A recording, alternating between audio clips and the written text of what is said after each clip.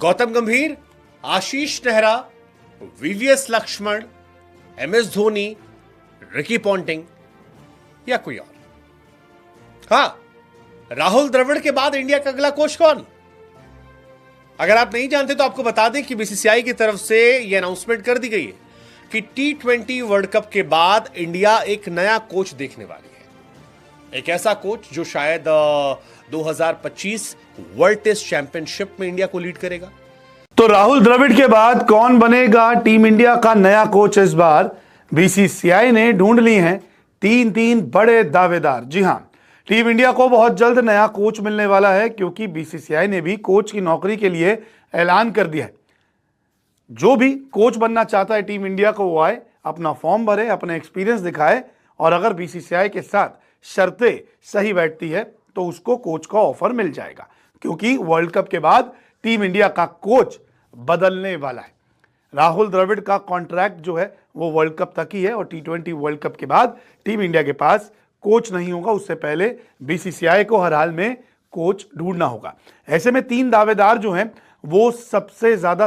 तो दोस्तों, वीडियो में देखेंगे कि इंडिया टीम के कोच कौन बनेंगे, महेंद्र सिंह धोनी या कौन इंडिया टीम का कैप्टन बन सकता है। तो बने रहिएगा वीडियो के साथ। बीसीसीआई की तरफ से यह अनाउंसमेंट कर दी गई है कि T20 वर्ल्ड कप के बाद इंडिया एक नया कोच देखने वाली है। एक ऐसा कोच जो शायद 2025 वर्ल्ड टेस्ट चैंपियनशिप में इंडिया को लीड करेगा। एक ऐसा कोच जो शायद 2027 में जो ओडीआई वर्ल्ड कप होगा उसमें इंडिया का कोच रहेगा। अब कौन वो कोच होगा? क्या वो कोच गौतम गंभीर होंगे? क्या वो कोच आशीष नेहरा होंगे? क्या एमएस धोनी को यह बड़ी जिम्मेदारी दी जा सकती है? या कोई फॉरेनर कोच की तरफ हम बढ़ेंगे?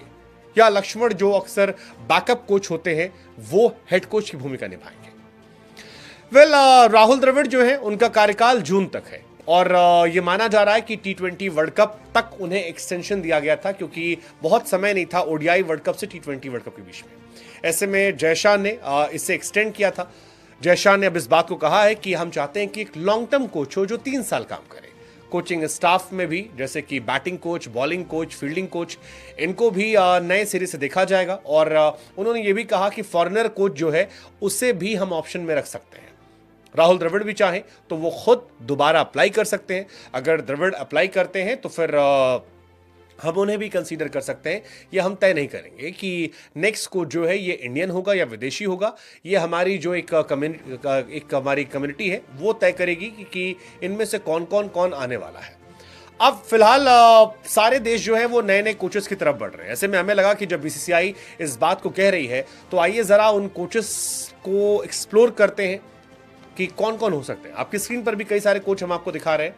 तो इनमें से एक कोच जो है मेरे हिसाब से वो हैं गौतम गंभीर।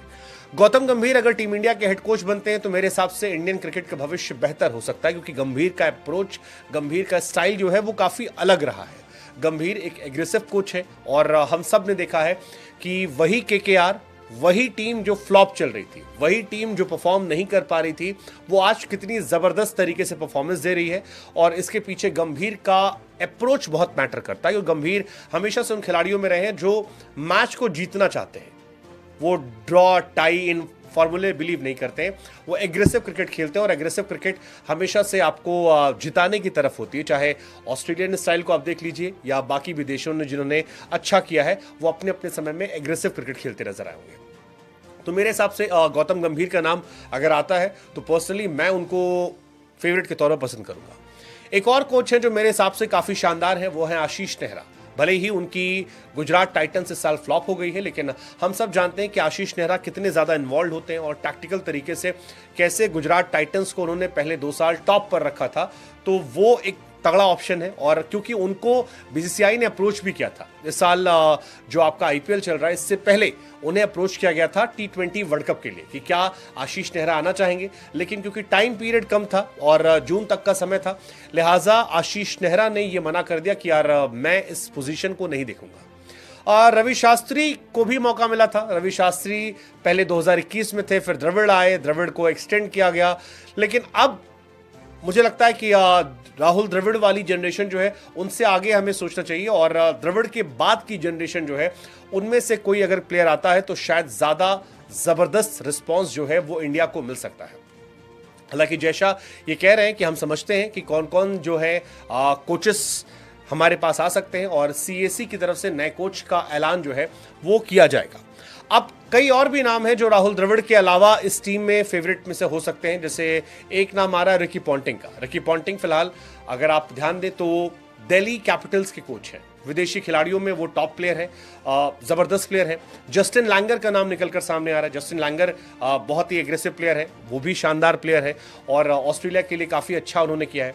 इंडियन प्लेयर्स में से एक नाम VVS लक्ष्मण का निकल कर आ रहा है, क्योंकि लक्ष्मण एक तो फेवरेट है, कंट्रोवर्शियल नहीं है, और IPL में कई टीमों को बारीकियां सिखाई है, तीनों फॉर्मेट उन्होंने खेला है, और लक्ष्मण की सबसे बनती भी है। इंडियन क्रिकेट का इशू क्या है कि इंडिया में कई खिलाड़ी बहुत बड़े नाम वाले हैं, जैसे अगर गौतम गंभीर बनते हैं तो उनके विराट के साथ इश्यूज होते रहेंगे, या आशीष नेहरा आते हैं तो वो भी डोमिनेट करते हैं। लक्ष्मण वो प्लेयर हैं जो डोमिनेट नहीं करते, बट फिर प्रॉब्लम ये है कि फिर कोच को लेकर आपका रवैया क्या होगा। फिलहाल ये कई नाम हैं जिनको लेकर चर्चाएं जो है वो 7वें आसमान पर चल रही है, कई सारे प्लेयर हैं, लेकिन हमें लगा हम आपसे पूछते हैं कि आपकी नज़र में वो कौन सा खिलाड़ी होना चाहिए जिसे आप ले सकते हैं। फॉरेन प्लेयर्स में मेरे पास जो ऑप्शंस हैं उनमें टॉम मूडी, जस्टिन लैंगर, ये अच्छे प्लेयर हो सकते हैं। गैरी क्रिस्टन थे, लेकिन क्रिस्टन को ऑलरेडी पाकिस्तान ले गया है।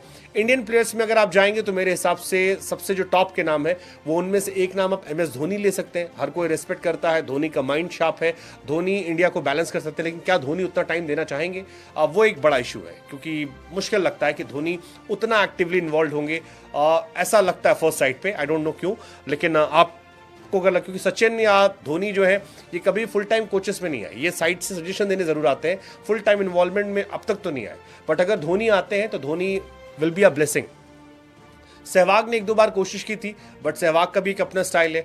बट कोचिंग में फिलहाल जो मेरे हिसाब से बेस्ट ऑप्शन है वो है गौतम गंभीर का नाम, आशीष नेहरा का नाम। इनमें से अगर कोई आता है तो इंडियन क्रिकेट जो बीते कई सालों में परफॉर्म नहीं कर पाया है बड़े टूर्नामेंट में, विनिंग टूर्नामेंट्स में, वो शायद एक अप्रोच डिफरेंट दिखाई पड़ जाए। हालांकि द्रविड़ भी अगर T20 वर्ल्ड कप इंडिया को जिता ले जाते हैं तो ऐसा हो सकता है कि उन्हें भी शायद एक्सटेंशन दे दिया जाए और अगले 2-3 सालों के लिए द्रविड़ और रोहित वाली लॉबी जो है ये कंटिन्यू कर जाए, अगर वो T20 वर्ल्ड कप जीत जाते हैं तो। व्हाट्स योर टेक, इंडिया का कौन हो सकता है अगला कोच? तो राहुल द्रविड़ के बाद कौन बनेगा टीम इंडिया का नया कोच? इस बार BCCI ने ढूंढ ली हैं 3 बड़े दावेदार। जी हां, टीम इंडिया को बहुत जल्द नया कोच मिलने वाला है, क्योंकि BCCI ने भी कोच की नौकरी के लिए ऐलान कर दिया है। जो भी कोच बनना चाहता है टीम इंडिया को वो आए, अपना फॉर्म भरे, अपना एक्सपीरियंस दिखाए, और अगर BCCI के साथ शर्तें सही बैठती है तो उसको कोच का ऑफर मिल जाएगा, क्योंकि वर्ल्ड कप के बाद टीम इंडिया का कोच बदलने वाला है। राहुल द्रविड़ का कॉन्ट्रैक्ट जो है वो वर्ल्ड कप तक ही है, और T20 वर्ल्ड कप के बाद टीम इंडिया के पास कोच नहीं होगा। उससे पहले BCCI को हर हाल में कोच ढूंढना होगा। ऐसे में 3 दावेदार जो हैं वो सबसे ज्यादा सामने आ रहे हैं कि इन तीनों में ही कोच बनने की लड़ाई अभी से शुरू हो चुकी है। दरअसल BCCI ने नए कोच की डिमांड की है। राहुल द्रविड़ का कार्यकाल अब खत्म होने वाला है, वर्ल्ड कप के बाद वो कोच नहीं रहेंगे। ऐसे में 2 विदेशी कोच पर BCCI टारगेट कर रहा है, क्योंकि 2027 वर्ल्ड कप तक कोचिंग का कॉन्ट्रैक्ट मिलने वाला है। अब ये 2 विदेशी कोच हैं, रिकी पॉन्टिंग और स्टीफन फ्लेमिंग, जो रेस में सबसे आगे। स्टीफन फ्लेमिंग जो CSK के कोच हैं और टीम को उन्होंने चैंपियन भी बनाया है। तो स्टीफन फ्लेमिंग जो है 2009 से ही जो है वो CSK के साथ जुड़े हुए हैं कोच के तौर पर। इसके अलावा रिकी पॉन्टिंग की कोचिंग में दिल्ली कैपिटल्स ने हमेशा अच्छा प्रदर्शन ही किया है। पॉन्टिंग को 2018 में दिल्ली कैपिटल्स का कोच बनाया गया था। हालांकि तब दिल्ली की परफॉर्मेंस इतनी अच्छी नहीं थी, लेकिन बाद में श्रेयस अय्यर और ऋषभ पंत जैसे खिलाड़ी जो हैं वो इनकी ही कोचिंग में शानदार प्रदर्शन करते हुए नजर आए। इसके अलावा एक और नाम है जो रेस में आगे चल रहा है, ये नाम भारतीय है, ये है VVS लक्ष्मण, जिनका नाम अब सबसे ज्यादा आगे आ रहा है, क्योंकि लक्ष्मण कई बार टीम इंडिया की कोचिंग कर चुके हैं जब राहुल द्रविड़ नहीं होते थे। तो ऐसे में VVS लक्ष्मण को भी कोच बनाया जा सकता है। अब हर फॉर्मेट